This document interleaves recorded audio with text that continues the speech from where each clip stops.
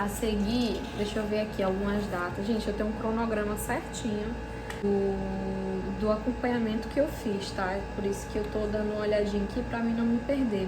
Eu gosto sempre de ter tudo.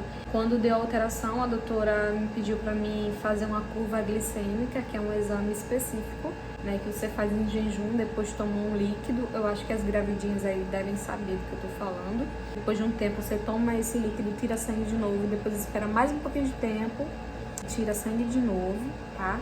Pra ver como é que ficou aí minha curva glicêmica. E novamente deu uma alterada e aí realmente o jeito era tomar essas precauções de alimentação. E aí eu saí cortando tudo, né? Dia 1º de novembro, a minha segunda ultra. Nessa segunda ultra foi tudo maravilhoso, eu fiz com uma profissional maravilhosa que me deu todo aquele momento legal na consulta do exame, deu a notícia do coraçãozinho do meu bebê que estava batendo e que eu estava com exatamente 8 semanas, então eu tinha aí completado 2 meses. Eu estava muito feliz com tudo, estava tudo ok, tudo no padrão, no tamanho certo, estava tudo certo. Mais pra frente, no dia 8, eu fiz a sexagem. Uns diazinhos depois eu consegui o resultado, eu já tinha cancelado a ideia do chá revelação. A gente estava muito ansioso também para saber do sexo. E aí a gente ficou sabendo e eu resolvi pelo menos fazer uma surpresa aí para as pessoas da minha família. Foi muito legal. Foi aí esse vídeo anterior que eu postei e que foi muito emocionante. Tudo pela energia das pessoas, pela felicidade, o que estava acontecendo comigo. E elas estavam ali compartilhando dessa felicidade e também estavam muito felizes comigo. Todas as palavras que foram ditas e o apoio foi muito importante naquele momento. Eu fiz mais uma consulta e aí a doutora me passou uma ultra de rotina, né, que eu faria aí exatamente, mais ou menos, na época que eu estaria fazendo 3 meses. Seria uma ultra com Doppler, enfim, para saber umas outras coisas. Mas é uma coisa de rotina que toda mamãe faz no 3º mês ou no 2º, entre o 3º, enfim. Seria a última ultrassonografia transvaginal que eu faria, porque depois de 14 semanas já não pode fazer mais. Saí para fazer essa ultra no dia 3 de dezembro. Essa data tá na minha cabeça com uma data muito marcante. O dia que eu soube também foi muito marcante para mim, que foi entre o dia 2 e 3 de outubro. E o dia 3 de dezembro foi ainda mais marcante para mim. Eu fui muito feliz, pedi licença do trabalho para poder ir. E eu fui fazer essa ultra. Depois dessa ultra eu ia voltar pro trabalho e ia seguir a vida. Só ia fazer essa ultra de rotina para poder levar pra minha ginecologista. E pra mim tava tudo ok, porque eu não tinha sentido dor nenhuma, sangramento nenhum. Quando eu cheguei lá, a doutora maravilhosa, como sempre, foi a mesma da segunda. Eu vi ela um pouco inquieta, me perguntando sobre os meus exames anteriores. E eu não tinha levado, né? Fui do trabalho, levei só documentos como identidade, a carteirinha do plano de saúde. Falou assim, você fez comigo? Eu falei, sim, eu não descobri, não fiz a primeira, mas a segunda, a qual eu escutei o coraçãozinho, porque na primeira eu não tinha escutado, eu escutei aqui com a senhora. Aí ela falou assim, então eu devo ter nos arquivos. E aí pediu pra menina que ajuda ela lá no computador, puxar no exame, ela deu uma olhada rápida e aí ela voltou a fazer o exame comigo e aí ela falou assim, Vitória, eu tenho uma notícia não muito boa pra você. Eu falei, doutora, tá bom, pode falar. Eu achei que eu iria me surpreender com um defeitozinho, que a criança seria especial por algum motivo, que já estaria identificando alguma coisa diferente, mas eu não imaginaria que o coração teria parado. Ela falou pra mim assim, Vitória, houve uma interrupção na gestação, o coraçãozinho não tá batendo mais. Eu tava sem meu esposo porque eu tinha ido do trabalho, ele também tava trabalhando, eu não tinha como sair. Como era uma coisa de rotina, pra mim, eu tava ok, eu ia só, entende? Eu engoli o choro, sabe? Eu não queria chorar ali naquele momento, nem expor os meus sentimentos, não sei, eu travei. Falei, tá bom, doutora, Falou, infelizmente, sou eu que vou te dar essa notícia. É triste, mas isso não quer dizer que você possa engravidar mais uma vez e que dê certo, vai dar tudo certo. Talvez tenha tido alguma malformação e seu próprio corpo identificou isso e interrompeu essa gestação, porque o seu tipo de aborto foi um aborto retido, tá? Eu nunca tinha ouvido falar sobre isso. Não sabia nem que tinha vários tipos de aborto. Eu fiquei paralisada naquele momento, assim. Fiquei extasiada, né? Não sei como falar pra vocês o sentimento que foi.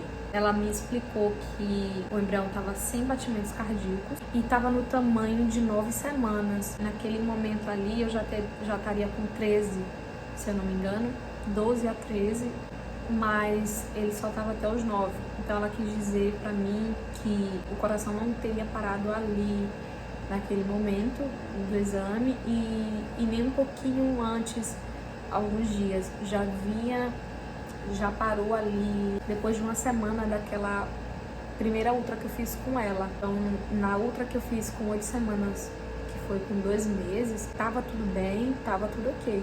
Uma semana depois dessa ultra, o coração parou. Então, ele parou ali na 9ª semana e parou de evoluir, porque o coração parou, então ele ficou naquele tamanho de 9 semanas. Uma semana depois da outra que deu tudo certo, que eu escutei o coração, na de 8 semanas, uma semana depois disso, o coração parou. Acho que deu pra vocês entenderem, né? Eu não senti nada porque foi um aborto retido, que o meu corpo estava expulsando, né? Ele só entendeu que aquela gestação não poderia prosseguir porque teria algum defeitozinho no bebê, na gestação, e aí ele parou. Não sabia, não senti nada. Aliás, uns dias antes de fazer esse exame, eu senti um pouco de tontura. Na verdade, deu uma baixa de pressão em mim. Eu senti que minha pressão baixou umas 2 vezes. Quando eu tava aqui em casa, organizando a casa, lavando louça. E aí eu botei um salzinho embaixo da língua. Não sei nem se eu sabia, se eu podia fazer isso quando eu tava grávida, se eu estivesse grávida, no caso. Mas eu fiz porque eu tava só e eu tava com medo de cair e acontecer alguma coisa. Minha pressão baixou muito, 2 vezes. Mas eu achei que seria normal, porque durante toda a gestação eu tive muito enjoo. Não estava conseguindo dormir já desde o início. Eu só conseguia dormir sentada, porque deitada me dava muito enjoo, aumentava mais os enjoos. Quando foi chegando a 3ª semana, eu fui achando estranho, porque eu também não estava mais sentindo esses enjoos.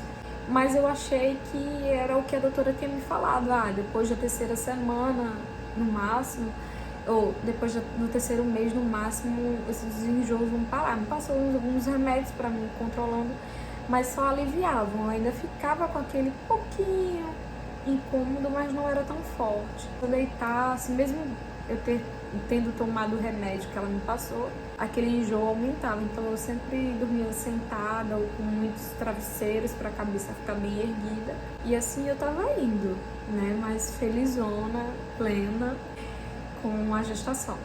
Já tinha parado os enjoos, eu acho que por causa do aborto, né?